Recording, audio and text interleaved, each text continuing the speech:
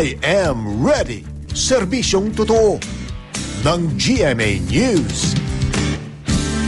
Magiging maaliwalas ang panahon sa malaking bahagi ng ating bansa pero may tsansa pa rin po mga kapuso ng pag-ulan dahil sa pag-iral ng tail end of a cold front na nakakaapekto sa Bicol region. Pinapayuhan ng mga residente riyan na maging alerto sa posibleng pagbaha at landslide. Ang mga pag-ulan naman na mararanasan sa Northern at Central Luzon ay dulot ng hanging amihan. Samantala, dito sa Metro Manila, nananatiling mababa ang tsansa ng pag-ulan sa buong maghapon.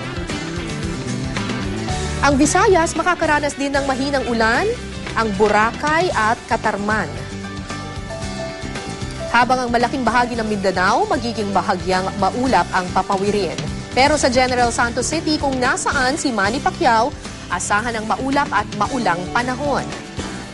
Paalala naman sa mga maglalayag ngayong araw, mataas pa rin ang alon sa seaboards ng Northern at Central Luzon, pati na rin sa Eastern seaboards ng Southern Luzon at Eastern Visayas.